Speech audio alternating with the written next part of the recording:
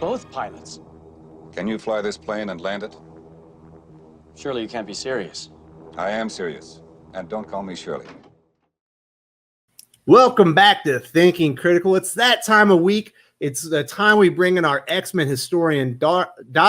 We're here to talk about everything X-Men this week. Ton of new X-Men releases. We got a couple of X-Men movie items to cover. You ready for this, Doc?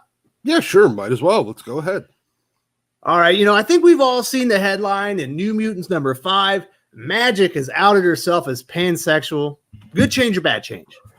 See, again, I know that she's technically pansexual because I guess it's aliens, but yeah, she's just bi. Oh, shit. Sorry, dude. Man, are you token? No.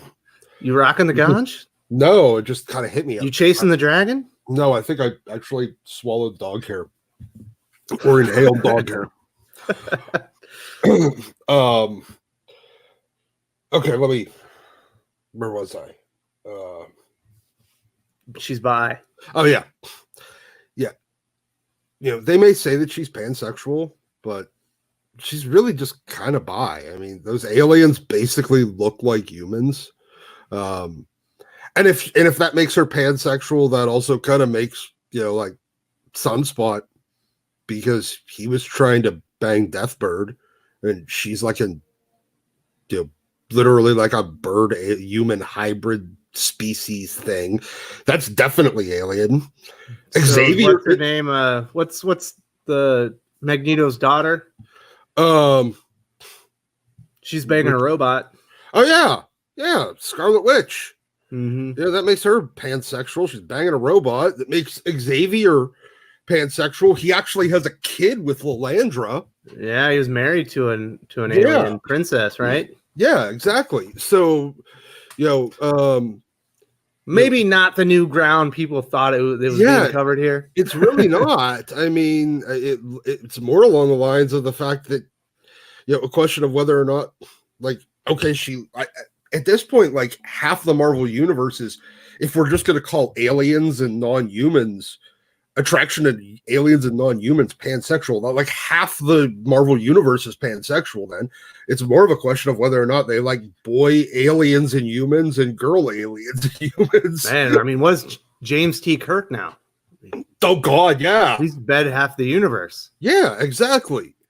Star-Lord, Yeah. They had an entire joke scene about that with him in like literally all of the I remember the blacklight joke that I thought was really out of place and kind of gross. Yeah, the blacklight joke, the pink chick sticking her head out from underneath the thing with the needle teeth species, and hey, he wanted to try to bang that gold alien chick from the in Guardians 2. Yeah, I'm trying to remember the name of them. That was one of the most boring things that James Gunn brought to Guardians of the Galaxy. Yeah, and then I mean he was banging Gamora. She's green. Yeah, and definitely not human. Me personally, I didn't care. She's not a character that interests me. I think she's weird anyway. Do you care? I'm more amused at the fact that she just wanted to do the fight or fuck thing. That was it was a long setup for the fight or fuck joke, and that was the least annoying part of that issue. I'll tell you that. All right, I think we covered New Mutants number 5. After plenty of speculation, Doc, Disney is releasing Fox's New Mutants in April. We got a new trailer this week. Is New Mutants going to be better than Dark Phoenix? I still don't think it's actually coming out. I don't care what they say. I think that it's going to get delayed again. And then I still think it's going to get dumped onto Disney Plus. Until it actually hits theaters at this point, I doubt it. I am just pressing X over and over and over to doubt. I doubt it. Now, the trailer looks actually pretty okay. It's significantly better than the first one. The first one looked terrible, and but this one, this one looked okay, but it looks like they definitely filmed two entirely different movies. And I think you're going to have the same problem you did with Dark Phoenix as a result. You'll notice it'll be very jarring where the two different movies are, kind of super glued together. Yeah, like Batman versus Superman. Yeah, and the way Dark Phoenix was, the way that was Justice League. My bad. Yeah, Justice League. When you start Frankensteining a couple of different movies together, you can see where movie one was, and then when you reshoot 2/3 of it, the same way with Solo. Although it was more interested in trying to find in that movie, trying to find the parts that were done by the other guys before they brought in Ron Howard. So, getting back to the New Mutants trailer, what do you think about the cast and the powers? I think Wolfbane looks pretty good. Yeah, I think Wolfsbane's probably going to be the breakout character of them, partially because of her, popularity from, what's her name? The chick's name from Game of Thrones. Yeah, Maisie Williams. Yeah. Yeah, I think she'll get some popularity. I think Ileana is going to be. I think she's going to be the most important character of the movie, but also the least interesting. But did you see the controversy about Sunspot? Oh yeah, the one where the actor's Brazilian, but people are saying he's not black enough. Yeah, dark enough. It's like, he's fucking Brazilian. What do you want? Is a Brazilian character? Oh, you got to hire a darker Brazilian. You're whitewashing the character. People complain about everything now. Yeah, people just want to complain about everything. I mean, are they going to go down there and decide that the people that are are lighter skinned like him aren't actually Brazilians and deport them now or something? What they the hell? Pass the purity test apparently. Yeah, did they not pass the color test? Yeah. All right, so if New Mutants comes out in theaters, which I think it probably will, you have doubts, you gonna go see it?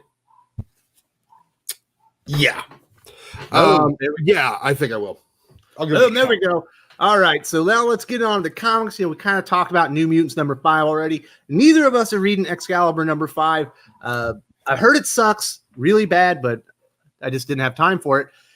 Are there any things that stood out to you for the other X-Men comics? Most notably, of course, X-Force #5 and Fallen Angels #5. X-Force, yes. The thing is, the only problem that I have with X-Force though is every time that they want to drop kind of a cliffhanger, it seems like they don't give a damn enough. And this is the problem that I'm seeing with all the X books. They don't they at the end of the book they want to drop a cliffhanger okay, well, you should be excited for the next book. We're really not, and I think that comes through in the page. You can see that they're not that super excited for the next issue.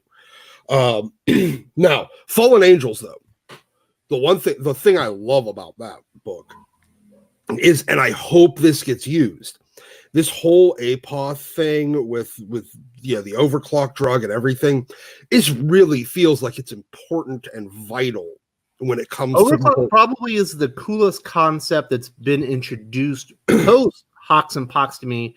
It's just been settled down by bad art. Yeah, it really has. No, without getting into the art, just on the story, it feels like it is very, very an important story for the whole future with the human mutant, or not the human mutant, the human AI kind of hybrid species that they're building towards with that, the whole X100 and X1000 story, the timelines in Hawks and Pox. Those were super important with, how do you prevent that, human AI synthesis, because that's what leads to the phalanx. And I feel like that this is a lot of the seeds of that stuff this is where the seeds of that future are being are being planted, and nobody else seems to see that. So the X-Men thought they stopped everything when they stopped the mother mold that's going to halt the Nimrod. But meanwhile, you got the overclock going on. You've got the guys over in X-Force doing these experiments where they're growing people with new daggers in their arms and stuff. And so they're taking actual steps in evolution that are unnatural, kind of like was a big focus in Hux and Pox. Yeah, exactly. Like, don't you think, like, that's the thing that feels off to me? Like, shouldn't everybody just be on guard for any sort of human tech AI interaction type thing? Like, that would just set off some alarm bells to me. Mm-hmm. It should set off. I mean, and if it's not okay, maybe Psylocke isn't entirely in the know. Maybe X-23 isn't. Maybe even Cable isn't. Cable, I would think, might. I think he should be connected to it. He should be. But Magneto and Sinister absolutely should be. It should be setting off warning bells in their head, and it doesn't seem like it's doing. Remember, they have that group of telekinetics that are monitoring the globe. Yeah, for all this kind of intel. So you think they have a little bit of an idea. Yeah, like it feels like that should be super important, and it doesn't feel like it's being treated that way. So, I do want to go back to X-Force because I remember a few weeks ago we talked about, you said you thought that Krakoa had murdered that assassin that was the last one that was alive. And I was like, I don't know. I thought maybe it was a mutant, possibly Black Tom Cassidy. Looks like we probably were both right. Black Tom Cassidy is like being inhabited by Krakoa in his sleep, and it sounds like Krakoa's doing stuff with him without his permission. What do you think about that? Yeah, that's kind of what it seems like. I have a sneaking suspicion they're going to make by the end of this, once they all realize, hey, maybe Krakoa isn't the good place we thought it was for some inexplicable reason, because they still haven't explained that one. Why the island where mutants went to die suddenly became the island where that's heaven. They still haven't explained that, but I think by the end of this, Black Tom ends up kind of a merged being with Krakoa. But yeah, no, like that. I'm thinking that was it was Black Tom and Krakoa that killed that dude.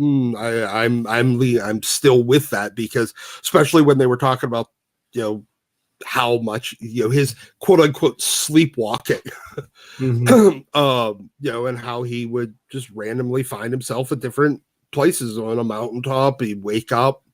Yeah, he doesn't know how he's controlling his powers because he's not controlling his powers. They're doing some really cool stuff, and some of those visuals when his head was coming out and everything. They probably the best parts of the comic, except for Wolverine, of course. Yeah, only destroying everybody. Yeah, there was a couple of things there that I on the torso Wolverine that I thought were dumb. Like torso Wolverine should have slashed that guy in the ankle, not in the chest. And torso Wolverine should not have tried to dive at somebody because he doesn't have the ability to spring himself forward. He's got severely strong arms, my friend. Yes, but he's also weighs a ton. Well, I'll give you that. All right, so I think we've covered the comic books. It wasn't a great week for Dynamax. This is one of the more disappointing weeks, even though X-Force was still good. Yeah. I finally got caught up on Marauders because my local comic shop finally got it in. And New Mutants, while it was better this week because it was actually back to Hickman, I really, really, this evolution of Roberto DaCosta into mutant version of MCU Tony Stark is really, really obnoxious. And the intro pages in every one of these issues are just painful for the first few pages. Mm-hmm. All right, so we got a little extra time for a little bonus content in 1 minute or less. What is the one X-Men setting that you want to see in the MCU that's never been in a film before? Chandelar, the Shi'ar homeworld. Mm-hmm. I think that's a. Oh, you know what? No. I want the Outback. I want the Outback mining town. That's what I want. All right. Well, they are. I could see that happening. That'd be a good way to introduce the X-Men because you kind of have to explain why they're not there in the MCU, and maybe they're hiding in the Outback. Yeah, and you can always like retcon them in by claiming that Xavier mind wiped the world or the universe, and that they've been hiding and operating out of the shadows in the Outback, but they were always actually there, and they were even there before, and we just didn't know it because they mind wiped everybody, including the audience. All right, Doc. I want to say thank you very much for this week in X-Men. Appreciate, love getting to talk about the X universe and everything that's going on. And I'll talk to you later, buddy. All right, brother. Have a nice one. If you enjoyed this video, please give it a like. I would appreciate it very much. It helps us attract more views for the channel. Subscribe for future commentary, comic book news, and reviews. And don't forget to ring the bell for notifications. If you want to talk comics, movies, and much, much more, you can follow me on Twitter at Wes_from_TC. With that, Salamat Po, and I'm out.